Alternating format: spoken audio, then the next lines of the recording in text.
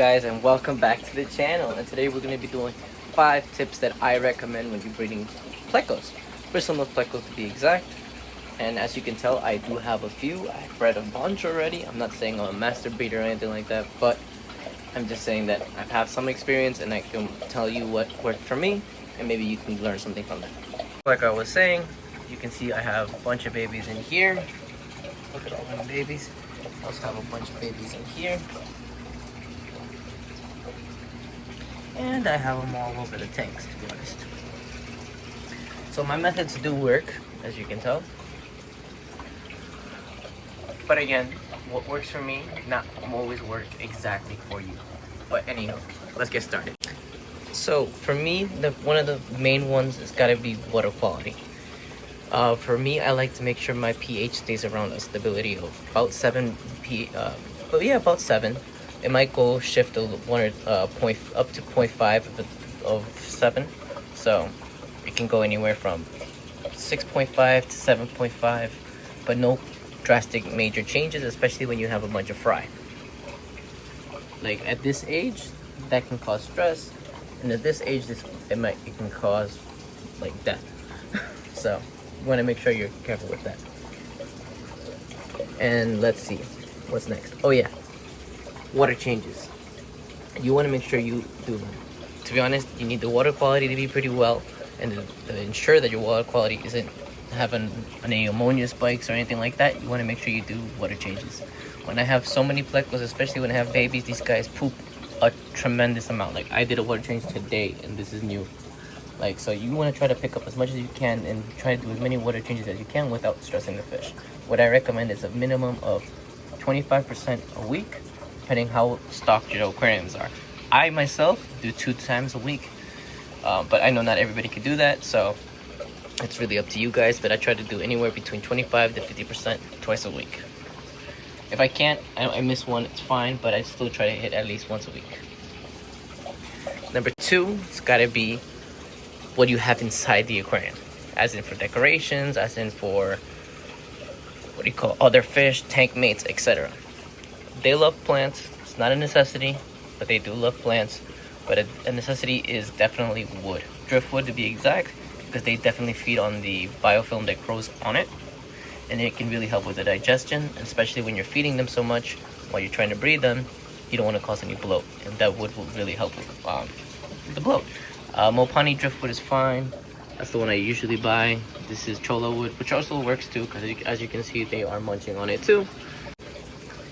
Number 3, it's gotta be the caves. The caves you use to breed are very important. You want to make sure that the size, the diameter of the cave is big enough for a pleco to fit inside, but also small enough that the pleco can basically cover the hole if he wants to lock in a female in there, because that is how they breed. I like to use water spikes because they work great for me. I also have a pieces of PVC pipe, as you can tell, but you also need to make sure that the end piece back there is closed. They won't breed if it's completely open like this. See this is closed? They won't breed if it's open like that. They need to be able to feel secure where they lay the eggs. And the male will stay in there for a while and take care of them, but that's for another video. And of course, you need to make sure you have a good pair of plecos. What I recommend is usually picking up some fish at about, not even this big, but a little bit bigger. I would say about a 2-inch size would be best, so you don't have to wait too long. But you can also always get it at this age, and you can probably get more for your buck at this age. Like at this size, I sell them for anywhere about $10 on eBay. I think I sell them for $12. But if you buy them in cash, I sell them for $10. But I would definitely recommend any group from 6 to 10. You don't need as many to obviously breed. You only need 1 and 2. But at this age, you cannot sex them, and that gives you the best chances of getting a male and a female. And if you could, definitely get it from different breeders. The more genetics you get inside, always the better. Obviously, you probably know what a male and a female look like, but that is a female. As you can see, she has no whiskers, or if she has any, they are tiny. Let's zoom in. As you can see, she doesn't have any. Now, sometimes you can see some growing on the top of their mouth, right over there, very small ones, but usually they don't. And the male obviously has those huge bristles, which I can show you what they look like here. See little bristles? Yeah. Anyway, you want to make sure that they're healthy. You don't want to see any signs of sunken bellies, which means basically like their stomach, instead of being flat or chunky like she is, they'll go inwards into their stomach, which means they probably are not eating well, or they have some type of parasite or are sick. So that's not what you want either. What's it called? Again, try to get it from a reputable breeder. You don't want to get from just anyone either. You know, you're dealing with these guys can get pretty expensive. A full-grown pair can cost you about $100. So you want to make sure you get good ones. And also, if you have bad genetics, the fry aren't gonna make it well. Not make it well. As in, like, they can have a bunch of deformities and etc. Lastly is conditioning. Conditioning. And what do I mean by that? Is food. What do I feed them? I feed them a huge variety of food. I feed them between Repashy, Soli, and Green, which I also have a video on making.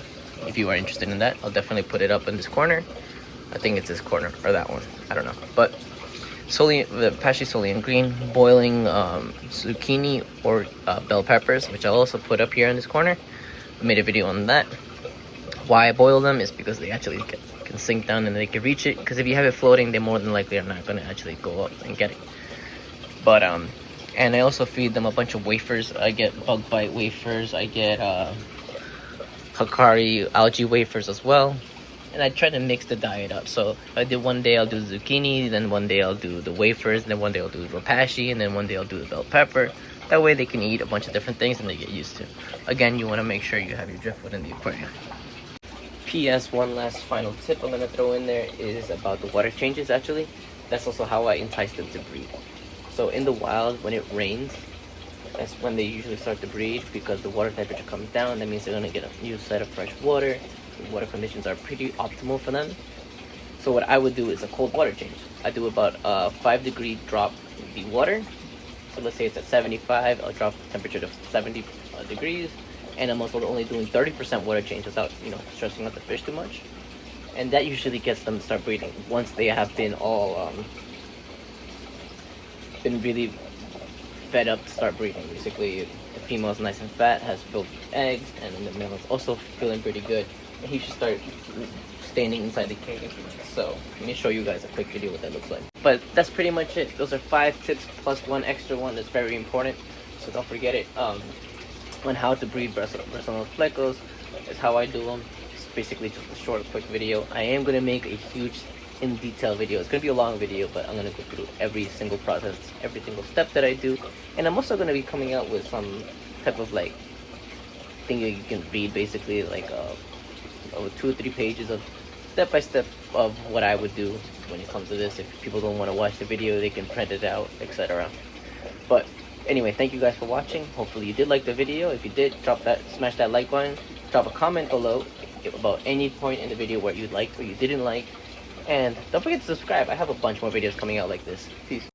The end. And thank you guys for watching all the way to the end. Don't forget to like, comment, and subscribe.